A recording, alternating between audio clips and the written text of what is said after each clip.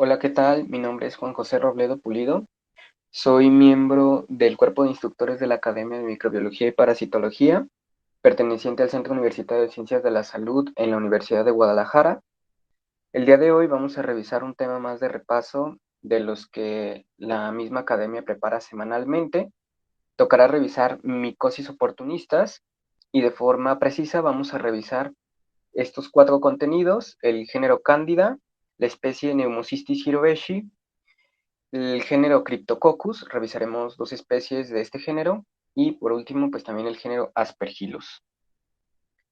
Comenzando por Cándida, pues mencionar que existen más de 150 a 200 especies de este género de hongos, pero obviamente solo las especies aquí señaladas en esta diapositiva pues son las de mayor importancia patógena para el hombre. Desde luego subrayar Candida albicans y también, a modo de paréntesis, Candida auris en su reciente importancia epidemiológica y preocupación, sobre todo para la Organización Mundial de la Salud, como un agente patógeno que genera infecciones nosocomiales y encima con resistencia a los azoles, a un grupo de antifúngicos muy utilizados. Entonces es por eso que en los últimos años ha cobrado pues bastante relevancia.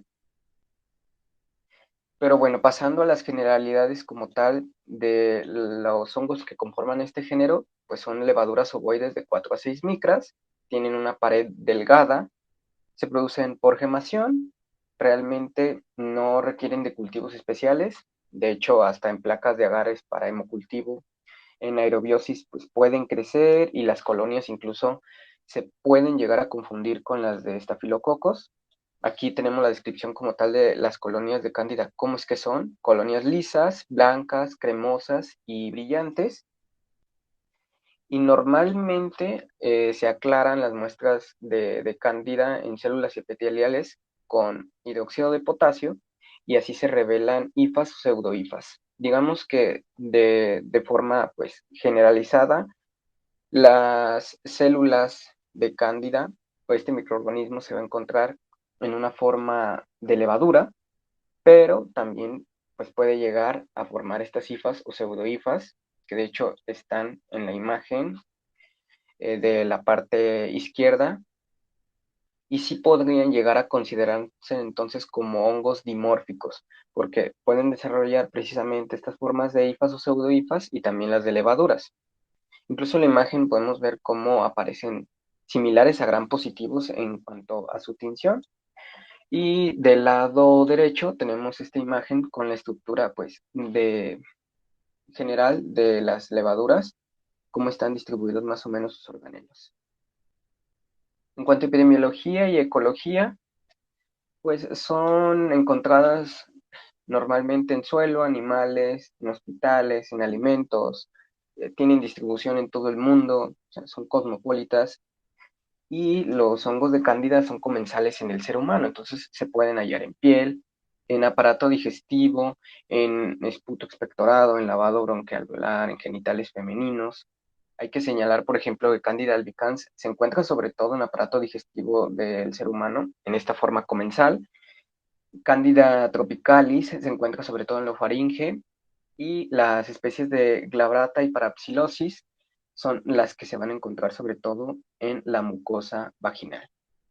Pero pues al final, de todas las especies de cándida que tanto son comensales como que van a generar pues directamente una patología, pues van a ser en un 75% conformadas por Candida albicans. Suelen ser contaminantes ocasionales en laboratorios. Esto solo para correlacionarlo con la parte de que a veces en los cultivos, como fácilmente pueden crecer en cualquier medio, pues son similares a los cultivos, las colonias, perdón, de estafilococos, pues es bastante frecuente encontrarlas. Y aquí hay que aclarar que su variabilidad epidemiológica pues se relaciona más con la clínica y con como tal los cuadros que producen y en quién la producen, sobre todo en qué grupos de edades la producen.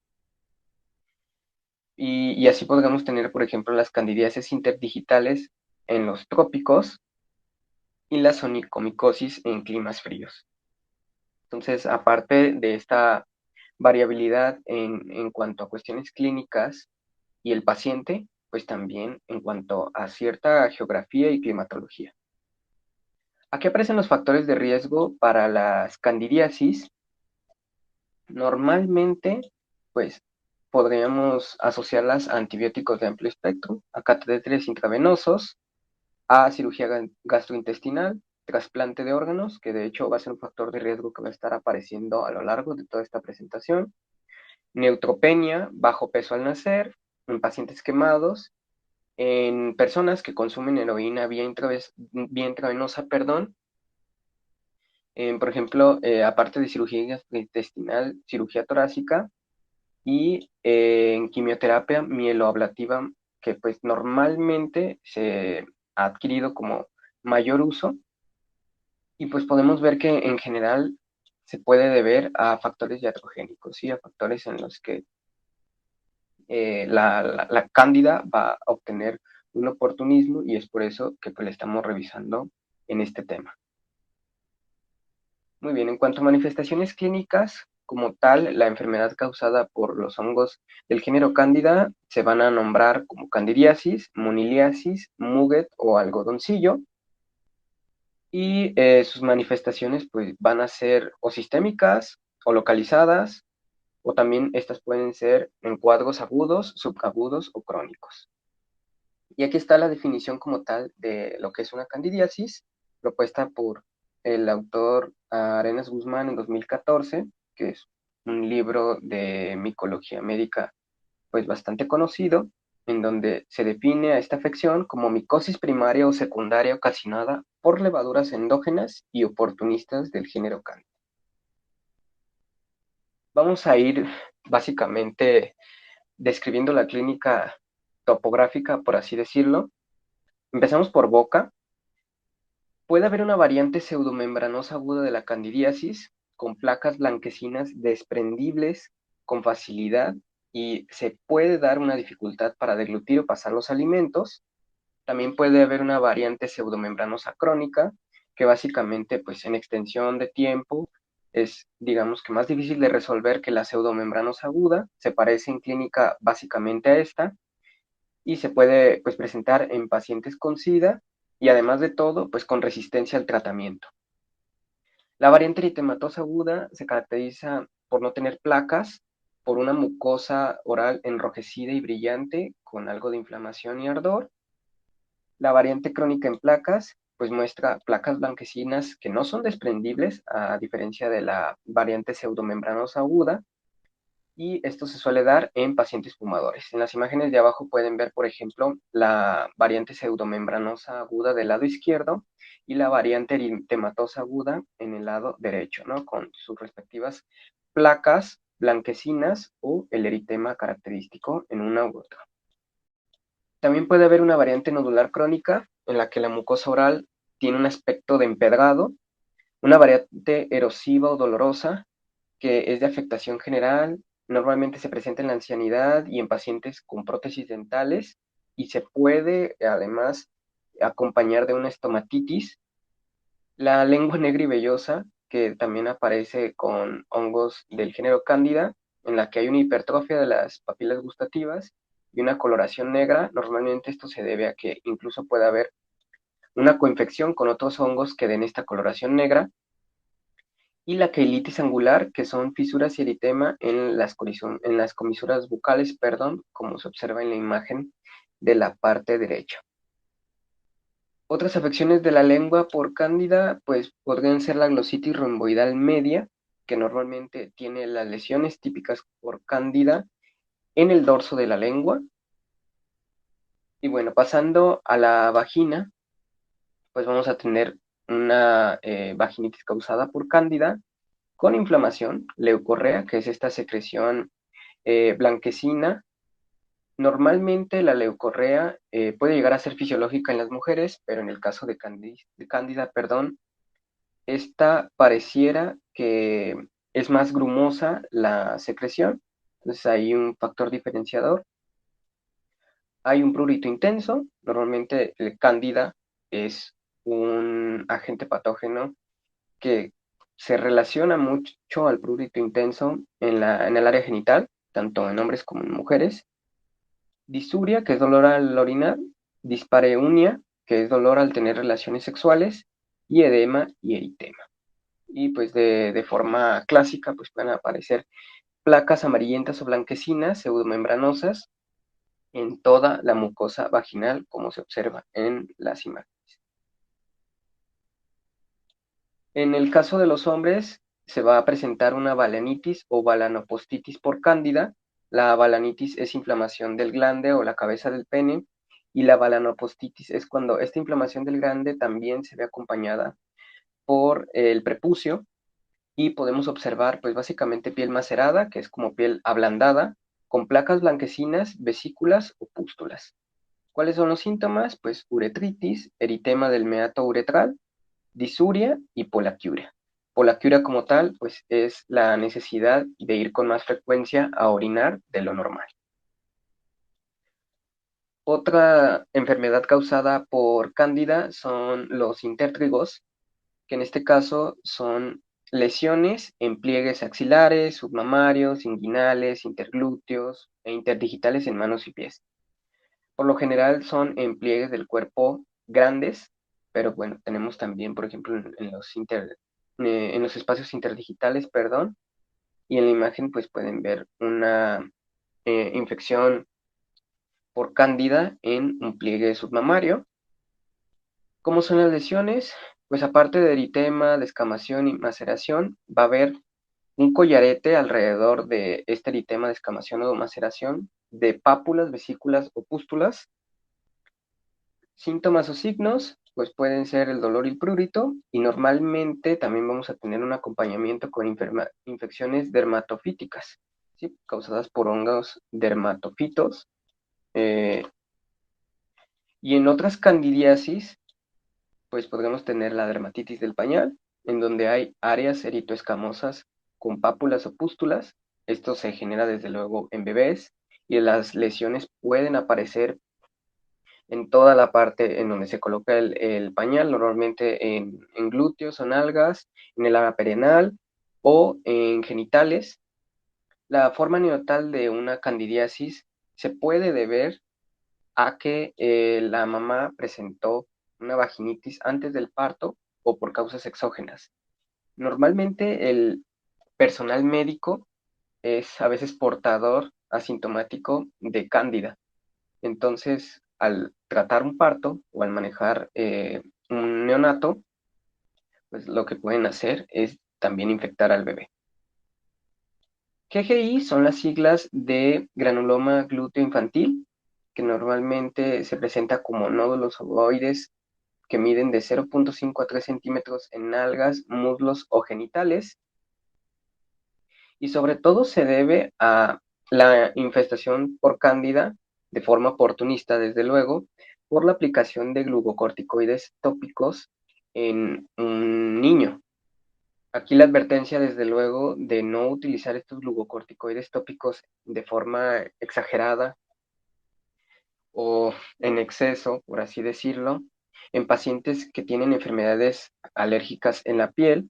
Estos glucocorticoides, desde luego, pues inmunocomprometen las defensas cutáneas, y desde luego que pues, Cándida va a aprovechar para generar este granuloma glúteo infantil. Normalmente en las lesiones que son perinatales, por así decirlo, pues son lesiones que se curan en 1 a 4 semanas. Son lesiones cutáneas por lo general, en el área del pañal, como lo vimos en dermatitis del pañal o en la zona bucofaringea, y pueden estar diseminadas al aparato gastrointestinal. En el caso de que estas infecciones perinatales se presenten en menores prematuros, pues la mortalidad, la verdad es que es muy alta. Para las variantes gastroentéricas de candidiasis, pues se pueden presentar en esófago, en estómago, en intestinos. Hay que hacer una aclaración. En esófago se puede presentar sobre todo en miembros o individuos inmunocomprometidos. En estómago la verdad es que es rara, salvo que se presente una candidiasis sistémica, pero por ejemplo la candidiasis en intestinos es está muy asociada al SIDA y se puede presentar con diarrea solamente. Entonces, quizás se pueda sospechar más de una parasitosis intestinal que de una candidiasis entérica. Las variantes gastroentéricas o bucofaringias de las candidiasis típicamente se pueden presentar en pacientes con SIDA, como ya lo mencioné, pero también en pacientes con leucemia o con candidiasis mucocutánea crónica, así con otras candidiasis, digamos que complicadas en otras partes del cuerpo. Hay variantes broncopulmonares, normalmente se da una expectoración gelatinosa, sanguinolenta y mucoide. Se pueden presentar cuadros alérgicos. Hay tos frecuente, disnea, dolor torácico, fiebre nocturna de 40 grados más o menos y pérdida de peso. Y se va a dar sobre todo en estados de inmunosupresión y cuando nuestro paciente también pues tiene fibrosis quística. La candidemia, que es digamos que una candidiasis prácticamente sistémica, pues se da con síntomas inespecíficos, sobre todo por en qué parte se presente. E incluso, y este es un dato bastante curioso, porque pese a que Cándida puede crecer de forma muy fácil en hemocultivos, incluso en candidemia, a veces los hemocultivos pueden ser negativos, sobre todo ya hablando del diagnóstico como tal de esta variante de la candidiasis. Pero si se tienen estos hemocultivos negativos y se sigue sospechando de una candidemia, pues el signo más eh, pues proximal que podríamos tener es la presencia de lesiones blancas algodonosas en la retina. Ya con eso, pues nosotros podríamos, digamos que confirmar hasta cierto punto la sospecha por una candidemia. ¿El diagnóstico cómo se va a realizar? Pues por examen directo. Ya mencioné que con hidróxido de potasio para hacer el aclaramiento, sobre todo en muestras cutáneas.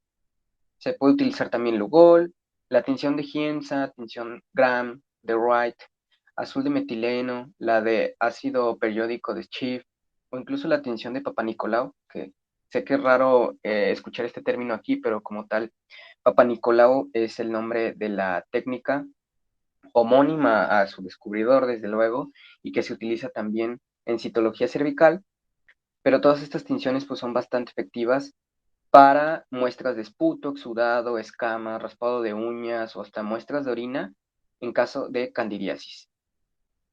En cultivo, pues en agar saboraut, que es básicamente el agar específico para hongos, también agar papa zanahoria, agar harina de maíz o agar arroz, agar tomate. El medio saboraut, hay que hacer la aclaración de que puede ser simple o adicionado con cloranfenicol y cicloximida. El cloranfenicol normalmente se utiliza como un antibacteriano, es decir, para inhibir el crecimiento de ciertas especies bacterianas y limitarse solo a hongos, y cicloheximida, sobre todo para ciertas levaduras que son comensales o que en este caso no nos interesa que crezcan en el medio.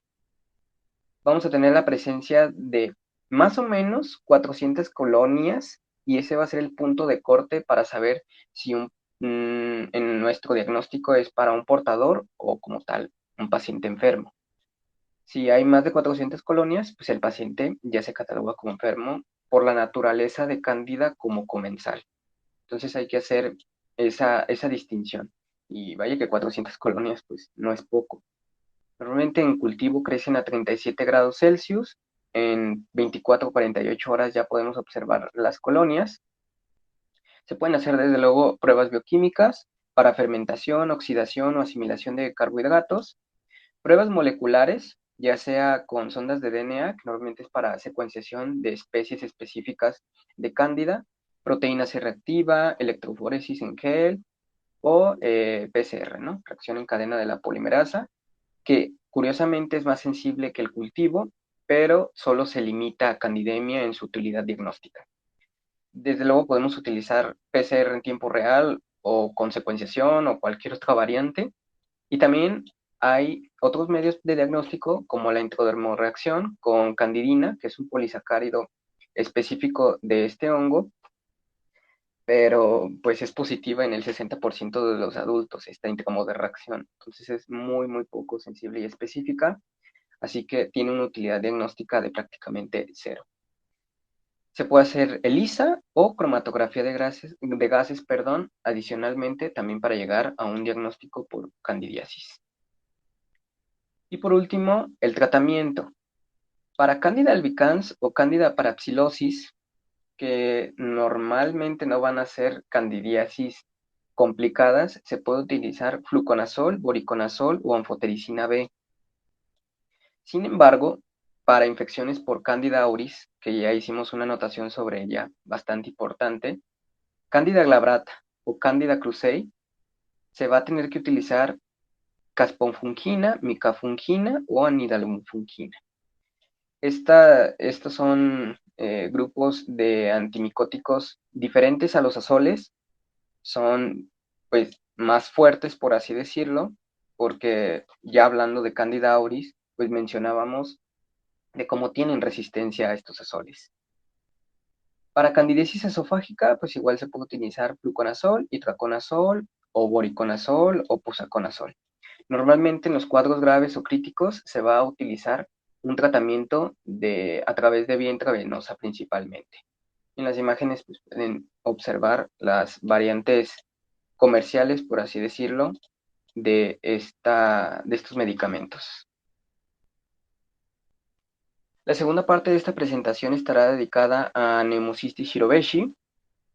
Sobre este hongo, la verdad hay que aclarar bastantes puntos. Para empezar, pues mencionar que es un hongo unicelular de baja virulencia, pero particularmente carece de ergosterol. Y esto es bastante interesante porque el ergosterol es un componente principal de la pared celular de los hongos. Entonces, los antimicóticos, por lo menos algunos de ellos, pues van enfocados a evitar la síntesis de este ergosterol. Y si en el caso de Pneumocystis jirovecii no tenemos ergosterol, pues estos antifúngicos no van a funcionar en el hongo como tal, va a ser insensible. Tiene un genoma circular y no lineal, tiene una especificidad de huésped, por así decirlo, porque ciertas especies infectan a ciertos animales, por ejemplo, los ratones o las ratas, sobre todo van a ser infectados por Pneumocystis carini, y el mismo cuadro clínico, por así decirlo, va a ser generado en humanos por Pneumocystis jirovecii. Entonces, la nomenclatura de Pneumocystis como género, pues está bastante diversificada, sobre todo por la especificidad de este huésped, que es lo que estamos mencionando. Tiene una forma trófica, y aquí hay que hacer una aclaración, porque el género Pneumocystis fue descubierto por Carlos Chagas en 1909. Carlos Chagas es un personaje bastante importante en la parasitología, sobre todo por haber descubierto a Trypanosoma cruzi, que genera la tripanosomiasis americana. Y Carlos Chagas descubrió, digamos que por error, al género Pneumocystis, porque pensó que estaba ante una nueva especie de Trypanosoma. Entonces, digamos que desde su descubrimiento, Pneumocystis cayó en una especie de clasificación protozoaria y no fúngica. Aquí la forma trófica que se menciona en la diapositiva, o forma de trofozoito, por así decirlo, eh, tiene esta definición justamente porque durante un tiempo se clasificó como protozoario, en donde las formas adultas, o por así decirlo, maduras de estos protozoarios se les dice trofozoitos. Y entonces, pues esta forma trófica mide de 1 a 4 micras, es pleomórfica, de ahí tiene una forma de esporozoito, que también es bastante similar a al concepto que se usa en términos de protozoarios, que en realidad es el prequiste como tal del hongo, y luego de este esporocito o prequiste, pues va a pasar al asca, que es un quiste con esporas como tal. Tiene una fase sexual por fisión binaria, sobre todo el esporocito se puede replicar por fisión binaria, y este esporocito es haploide. Entonces, digamos que dos esporocitos así haploides se pueden unir por conjugación y de esta forma en una fase sexual pues generar un nuevo microorganismo.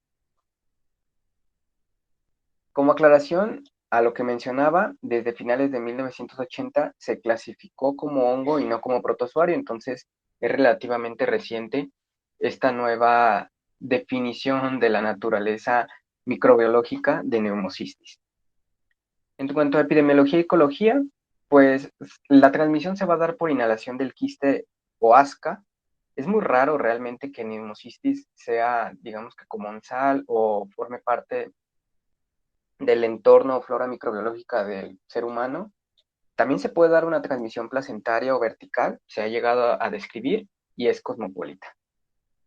Curiosamente, y sobre todo en niños, se da la transmisión y los niños se infectan, pero son asintomáticos. Sí, digamos que la mayoría de los pacientes se infectan entre los 2 a 3 años, perdón, pero permanecen en este estado pues subclínico o sin síntomas. Y esto más adelante pues cobrará relevancia cuando hablemos de tanto manifestaciones clínicas como de diagnóstico. Factores de riesgo, VIH-Sida, por eso está señalado ahí en rojo, es digamos que una de las infecciones oportunistas más clásicas en pacientes que tienen el síndrome de inmunodeficiencia adquirida. Adicionalmente, individuos con cáncer, con enfermedades autoinmunes, el trasplante de órganos, nuevamente lo mencionamos, enfermedad obstructiva crónica u otras enfermedades pulmonares crónicas, forman parte de la lista de factores de riesgo. Si se toman fármacos inmunosupresores como glucocorticoides, también van a facilitar que Pneumocystis jirovecii y pues, cualquier otro patógeno tenga la facilidad de crear una infección. Embarazo y tabaquismo y jardinería o senderismo. En pacientes con trasplante renal, sobre todo, es donde se ha visto que Pneumocystis jirovecii cobra cierta relevancia. Y adicionalmente, las épocas calurosas del año son como el escenario más visto para infecciones por este hongo, además de la polución del aire, que pues en cuestiones medioambientales, yo creo que no hay que hablar mucho de lo que implica actualmente que pues la contaminación atmosférica influya en bastantes enfermedades para el ser humano. ¿Cuáles son las manifestaciones clínicas? Bueno, NPC son las siglas de neumonía por Pneumocystis carini, pero ya les mencioné que Pneumocystis carini produce un mismo cuadro neumónico, pero en ratones o ratas, y en el caso de humanos es Pneumocystis jirovecii, así que ahí deberíamos de ser como la corrección, solo que NPC así fue como lo encontré en la literatura. Se van a presentar principalmente disnea, de esfuerzo progresiva, fiebre, tos no productiva y esputo.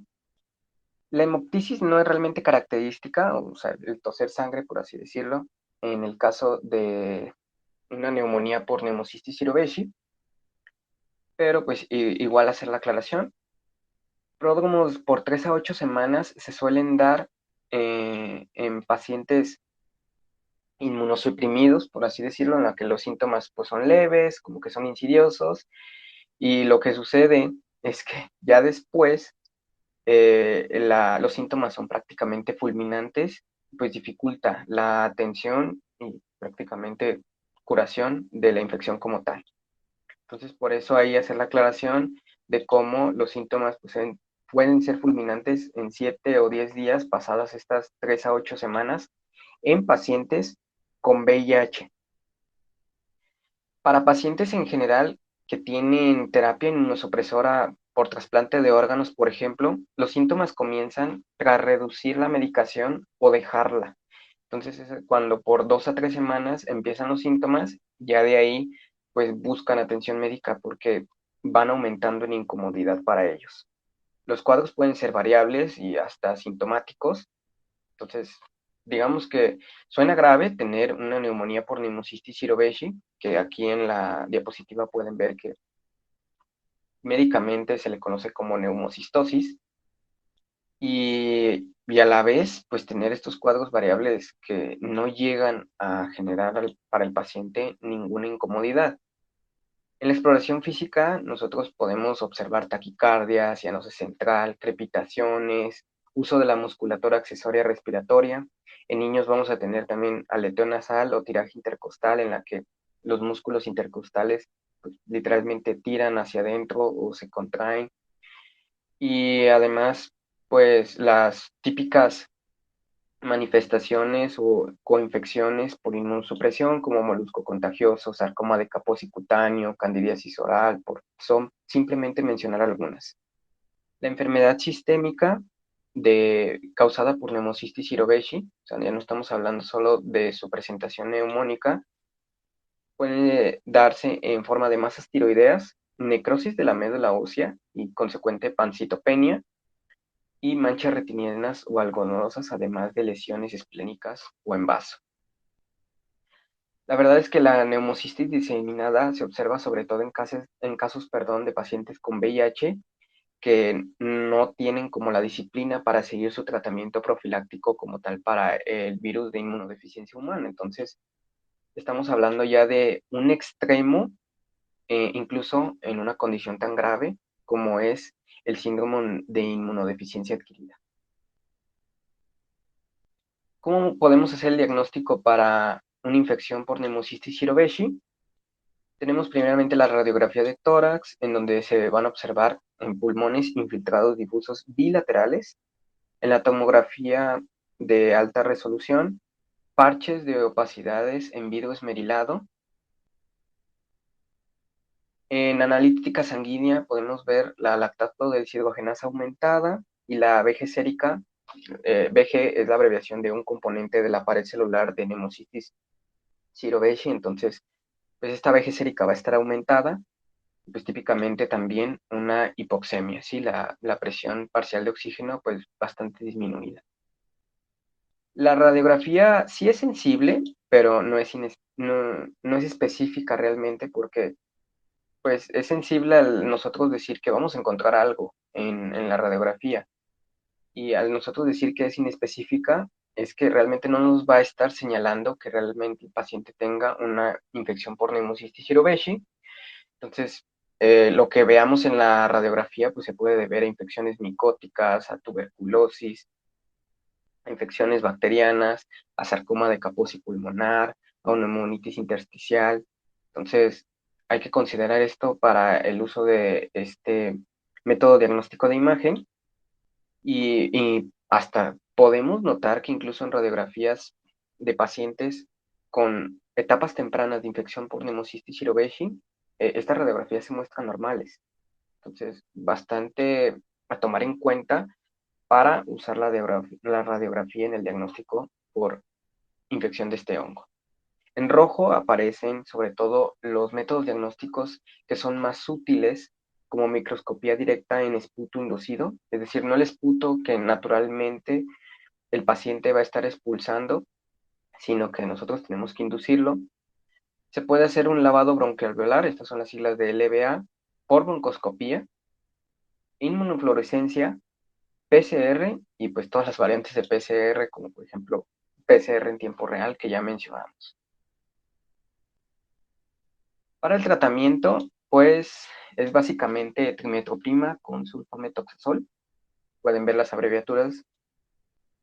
Corticoides sí se llegan a usar si la presión parcial de oxígeno baja a menos de 70 milímetros de mercurio. La pentamidina, que se puede utilizar en aerosol, es limitada por sus efectos adversos. La tobacuona también se puede considerar como un método de tratamiento junto con la clindamicina. Y lo que nosotros deberíamos de recomendar sobre todo es una profilaxis con trimetopril, sulfametoxazol, dapsona o pentamidina, sobre todo en pacientes con VIH. Pero aquí una aclaración con la trimetoprima sulfametoxazol. Es bien tolerada en pacientes sin VIH y como mucho las molestias son gastrointestinales o erupciones cutáneas, pero el dato crudo aquí es que en pacientes con VIH, el abandono del tratamiento con TMP SMX es en hasta el 50% de los pacientes. ¿Por qué?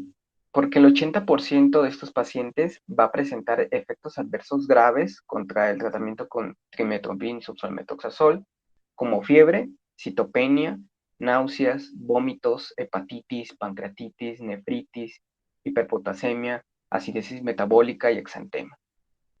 Entonces, la verdad es que considerar este tratamiento, por más efectivo y por más específico que sea para el caso de Pneumocystis jirovecii, pues en pacientes con VIH se complica no solo el cuadro clínico, sino que también el apego a ese tratamiento por todos los efectos adversos.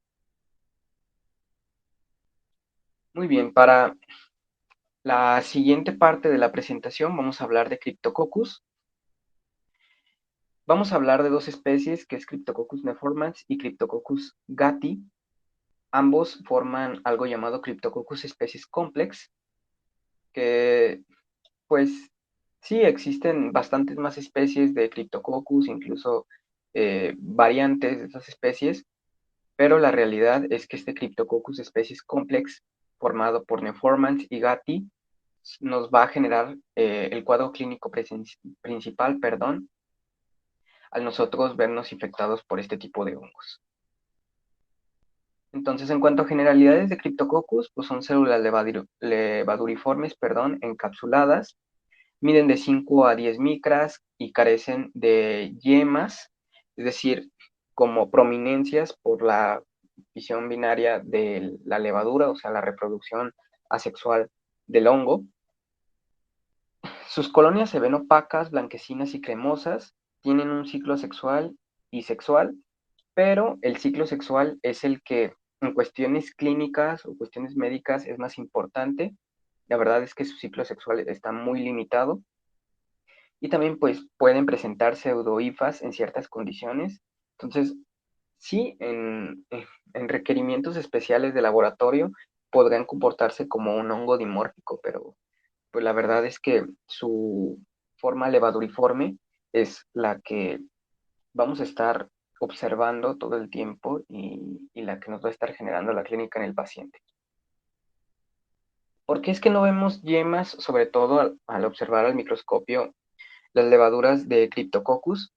Las yemas, que son, digamos que, pues células levaduriformes hijitas, por así decirlo, del Cryptococcus, se separan con mucha facilidad, entonces no nos va a dar tiempo para estarlas observando. Y hay diferenciación en serotipos desde la A a la D, así se estableció la nomenclatura. Esta diferenciación es por los antígenos en su cápsula. Como dato curioso, en tejidos, o sea, digamos en el paciente, estas levaduras, aunque pueden llegar a medir de 5 a 10 micras, pueden producir células gigantes de hasta 50 a 100 micras, o sea, 10 veces, perdón, el tamaño como tal de la levadura. Y en las imágenes de la parte derecha, pueden observar una diferencia entre la estructura de la pared celular y membrana de Cándida, que se observa en la parte de arriba, la parte más superior y externa, que aparece en rojo en todos estos filamentos rojizos, formarían como tal la cápsula de Cándida, y comparen con la parte filamentosa en azul de la imagen para Cryptococcus. Observen cómo esta porción azul filamentosa es bastante grande, es pues prácticamente el doble o más de lo que podemos observar en otros hongos. Y es por esta cápsula tan prominente que se visualiza así como se observa en la imagen junto a la pared celular de Cryptococcus, con un halo bastante prominente de color blanquecino, y también va a facilitar su visualización en tinta china. La imagen de la parte izquierda, ustedes pueden ver cómo esta cápsula pues es bastante grande y la hace resaltar sobre todo el fondo de tinta china, entonces su observación en este medio pues, va a ser bastante sencilla. En cuanto a epidemiología y ecología, Pues solo mencionar que como muchos de los patógenos pues tienen una distribución cosmopolita, son hongos saprófitos, se encuentran en frutas, en madera en descomposición, son comensales en perros o gatos, pero Cryptococcus realmente, al igual que Pneumocystis, no lo vamos a encontrar como comensal en humanos, es hacer la aclaración. Se puede dar mayormente en varones, pero la realidad es que la epidemiología en comparación con las mujeres no es tan diferenciadora, los casos son muy similares en número. En personas de 30 a 60 años es donde mayormente se da y es rara en niños. Cryptococcus neoformans hay que aclarar que se puede encontrar en la naturaleza también haciendo como una colonización en el guano o las heces de las aves. Y Cryptococcus gatti no coloniza las heces de las aves, pero sí se asocia con eucaliptos o coníferas, como arces o robles. Entonces, para hacer la aclaración de cómo los podemos encontrar en la naturaleza y cómo también nos podemos infectar a través del guano de aves o de ciertas especies vegetales con este género de hongos. Factores de riesgo. VIH-Sida nuevamente sale a relucir. Leucemia o linfoma de Hodgkin, dos neoplasias. Sarcoidosis, trasplante de órganos nuevamente. Cirrosis, en los criadores de palomas y, por ejemplo, las personas que se dedican a la espeleología o a la exploración de cuevas, como en estos lugares hay mucho guano o heces de murciélagos, pues ellos tienen contacto, lo mismo para criadores de palomas, tienen contacto con heces de aves y también trabajadores de laboratorios que se acercan mucho al hongo por, realmente por sus labores, ¿no? En estar manipulándolo para fines diagnósticos o de investigación, pues son, digamos que, poblaciones de riesgo para infecciones por Cryptococcus. Personas con diabetes mellitus o diálisis peritoneal, pues igualmente también son vulnerables a este hongo.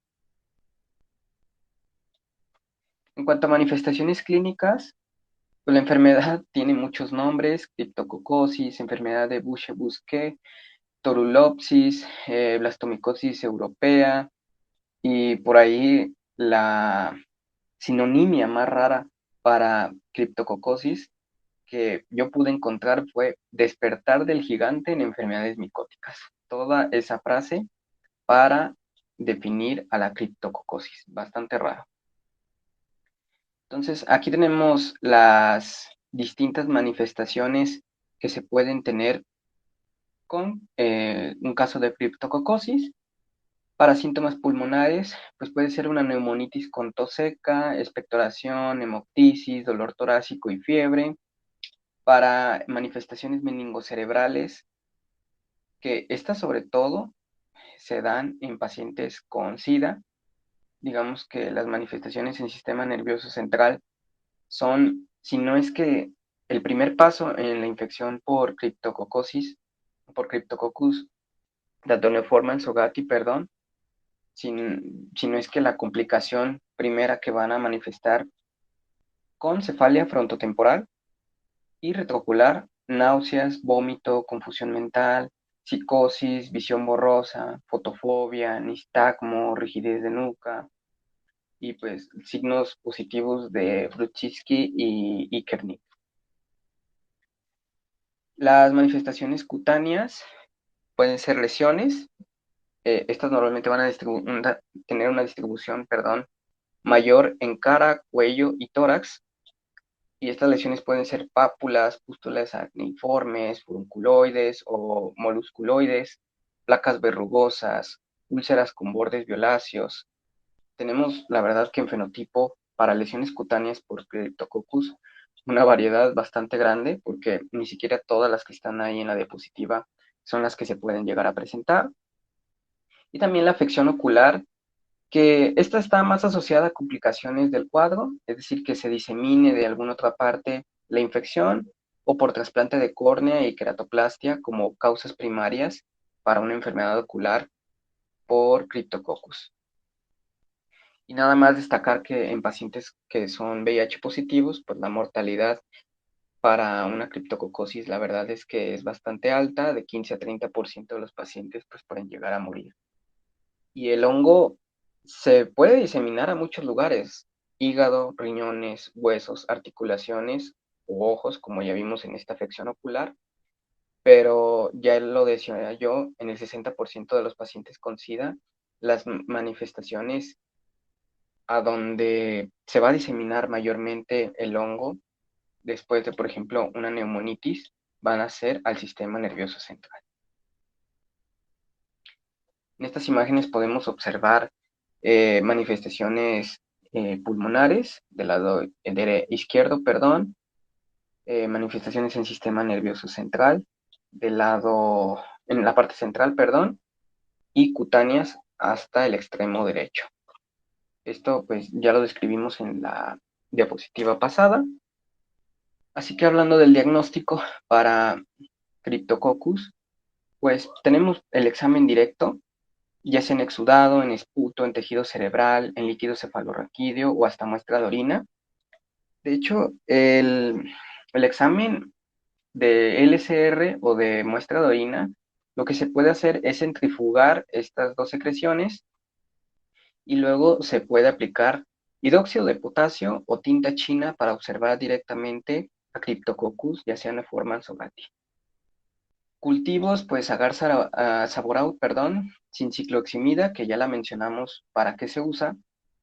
Esto normalmente se debe a que la cicloheximida sí puede llegar a inhibir a Cryptococcus, entonces, pues preferentemente sin cicloheximida, pero sí se pueden añadir otros antibacterianos para limitar la presencia de otros agentes patógenos que no queremos en nuestros cultivos. En hemocultivo también crece bastante bien, urocultivo o un medio de cultivo que se llama Agar-Niger. También son opciones bastante factibles como medio para Cryptococcus.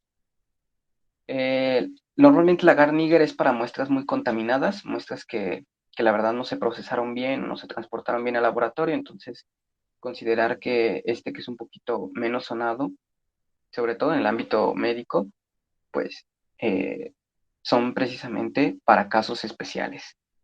Pruebas bioquímicas, nada más destacar que Cryptococcus es ureasa positivo y no fermenta azúcares, entonces ya con eso pues podríamos tener una buena pauta para ciertas pruebas bioquímicas en laboratorios.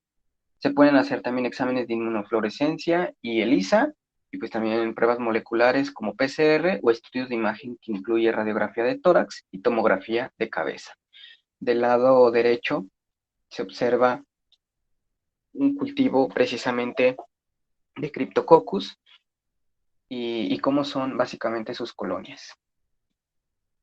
Para el tratamiento, en síntomas pulmonares o diseminación cutánea en hueso o a otros lugares que no conlleven como tal el siguiente punto, que es enfermedad grave o meningia o afectación al sistema nervioso central, pues el tratamiento va a ser fluconazol. Aquí la aclaración es que es un tratamiento bastante largo, es vía oral, pero por 6 a 12 meses. Para la enfermedad grave meningia, se puede utilizar anfotericina B en combinación con flucitocina. Y los pacientes con SIDA pues requieren un tratamiento normalmente con anfotericina B y fluconazol porque pues sus manifestaciones por criptococosis pues van a ser graves. Y aparte de eso, pues una terapia de mantenimiento, ya que el paciente, digamos que logró vencer a la infección primaria. Se puede igual manejar función lumbar para las altas presiones cefalorraquídeas. Esto pues realmente no es farmacológico, pero sobre todo por las variantes meningocerebrales de los cuadros de criptococosis, pues va a permitir que no se complique el paciente. Y finalmente vamos a revisar el género Aspergillus. Hacer la aclaración igualmente, 185 especies o más son las que conforman como tal el género Aspergillus, pero solo 34 están asociadas a humanos y enfermedades patógenas en él. Entonces, el 95% de las señaladas por lo general va a ser causadas por Aspergillus fumigatus, Aspergillus niger, Aspergillus terreus o Aspergillus flavus. Entonces, nada más mencionar que incluso entre todos estos especies de Aspergillus, que ya representan de por sí el 95% de esas 34 especies que son de relevancia médica, Aspergillus fumigatus, que es el primero que aparece, es el que va a generar la mayor parte de la clínica en aspergilosis. En cuanto a generalidades, pues es un género de hongos que fue descubierto muy tempranamente, en 1729, en Florencia, Italia, y su nombre, Aspergillus, se debe a que su conidióforo, o la cabeza esporulante, que es similar al hisopo, con el que precisamente se asperja agua bendita. Entonces, nada más como dato curioso, la reproducción es en su mayoría, sexual, sobre todo en estas formas o especies patógenas. Son cultivables con facilidad y rapidez. En 24 a 72 horas ya se pueden observar colonias que son color verde grisáceo ahumado, crecen hasta en 50 grados Celsius, o sea, resisten bastante. Y si los observamos al microscopio, pues sus conidios van a ser cilíndricos, lisos o ligeramente rugosos que miden de 2 a 5 micras. Las características tanto microscópicas como macroscópicas de las colonias van a variar de una especie a otra. Se necesita normalmente confirmación molecular, es decir, en el laboratorio simplemente por un examen directo no se va a poder determinar qué especie sea. Entonces, yo aquí mencioné las características de las colonias y de la observación microscópica de Aspergillus fumigatus porque, como ya mencioné, es el más relevante. Y en la parte derecha, pues pueden observar pues ya en imágenes estas características de las colonias y también una imagen microscópica de un conidióforo de Aspergillus fumigatus.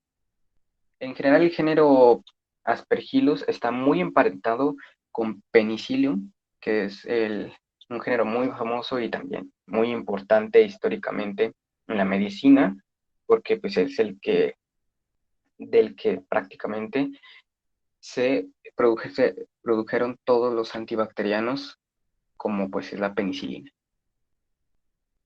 En epidemiología y ecología encontramos que es una enfermedad cosmopolita, pero rara.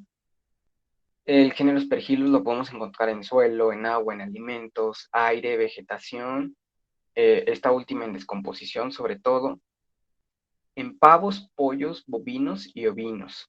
Pero hay que hacer la aclaración, en pavos y pollos, estos también se pueden enfermar, o sea, también pueden tener cuadros de aspergilosis por consumir granos contaminados con el hongo. Y solo por mencionar el dato, el 10% de los pollitos pueden morir por esta razón. Y en el caso de bovinos y ovinos, pues pueden generar abortos. Y ya hablando de seres humanos, pues mayormente en varones adultos es donde se va a generar la aspergilosis. En cuanto a factores de riesgo, vamos a tener otras enfermedades infecciosas pulmonares como tuberculosis, en casos de bronquiectasias o histoplasmosis, que pues es otro cuadro clínico generado por hongos, la especie Histoplasma capsulatum sobre todo. También tenemos el alcoholismo crónico, la neutropenia, la desnutrición, absceso hepático mediano, más bien el antecedente de haber tenido un absceso hepático mediano, carcinomas pulmonares, incremento en el hierro sérico, sobre todo por suplementos o transfusiones, y en campesinos y trabajadores de silos o trabajadores de molinos, porque a veces el hongo puede proliferar en los granos, o sea, en semillas, pues de esta forma llegar a las personas que trabajan en todo este ambiente.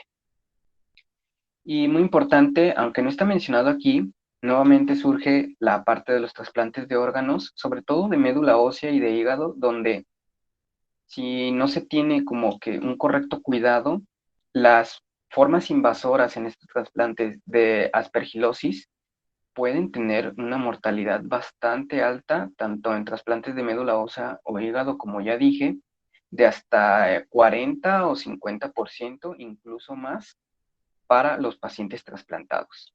Entonces es una aclaración y un dato pues a no dejar al aire porque la verdad es que es un porcentaje de mortalidad bastante alto.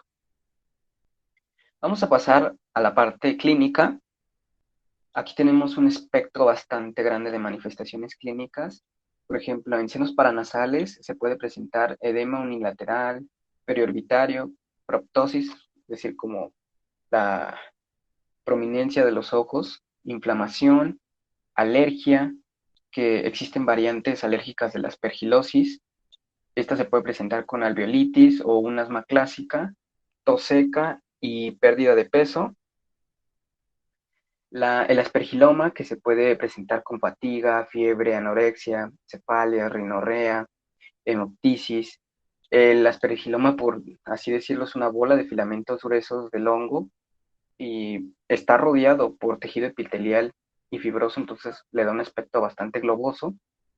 Normalmente la hemoptisis sí es importante en el aspergiloma, sobre todo en pacientes inmunodeprimidos.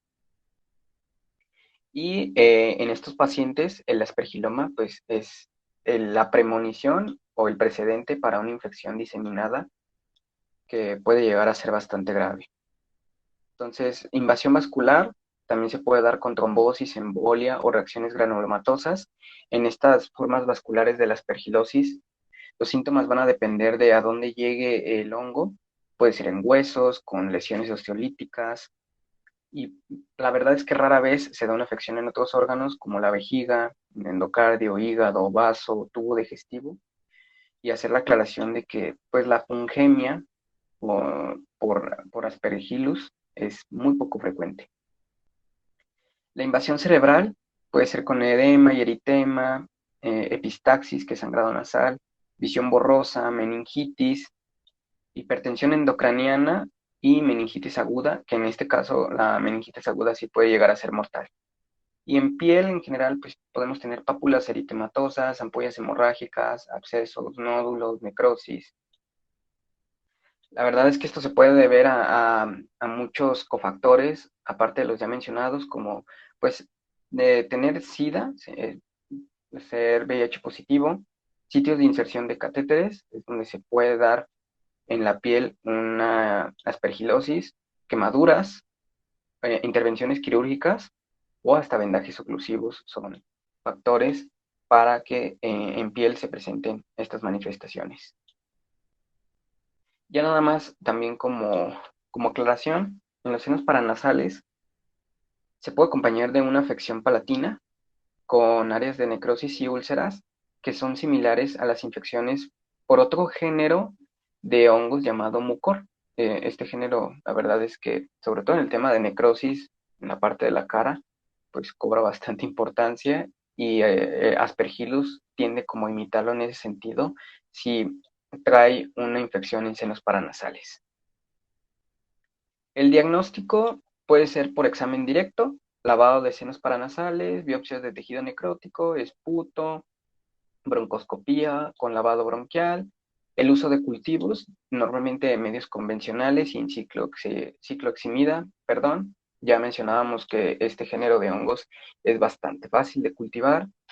Si se va a hacer observación microscópica de Aspergillus, la tinción de ácido periódico de Chip o SPAS o Gromor y Grocot son muy buenas para el hongo como tal. Se puede hacer también intradermoreacción con antígenos aspergilares en formas alérgicas y a través, obviamente, de estudios sanguíneos, pues podemos encontrar IgE sérica elevada y eosinofilia, inmunoelectroforesis y ELISA también funcionan bastante bien, y pruebas moleculares, perdón, como PCR o RFLP, o estudios de imagen, ya sea radiografía o tomografía, para observar directamente las lesiones, sobre todo en manifestaciones pulmonares. Igual el examen directo pues se hace con KOH o hidróxido de potasio, sobre todo para revelar en ciertos tipos de muestras la presencia del hongo. En cuanto a tratamiento, tenemos varias opciones. Voriconazol e isavuconazol se dan en enfermedades invasivas y se prefieren sobre anfotericina B porque anfotericina B tiende a ser un poquito más tóxica. Y, por ejemplo, equinocandinas, como las que mencionábamos en el caso de variedades o especies resistentes como Candida auris, ya sea, por ejemplo, caspofungina o las otras que ya mencionamos en esa parte de la candidiasis, se pueden usar como terapia de rescate o en combinación con azoles como voriconazol o isobuconazol, pero solo en algunos pacientes. En general, las equinocandinas pues, son un último recurso y así como terapia de rescate. En cuanto a los aspergilomas, estos no responden al tratamiento antimicótico, así que hay que retirarlos porque pues están ahí y pueden generar clínicas, sobre todo se asocian mucho a hemoptisis, así que hay que retirarlos quirúrgicamente y también se puede hacer profilaxis con posaconazol e itraconazol. El fluconazol, que es otro antimicótico que hemos mencionado con otros agentes patógenos de esta presentación, pues no es muy útil en esta micosis. Así que, bueno, dicho esto, simplemente presentar mis referencias. Esta es la última diapositiva de esta presentación como tal. Y pues esperando que no haya dudas o que todo haya quedado claro a través de esta ponencia, pues me despido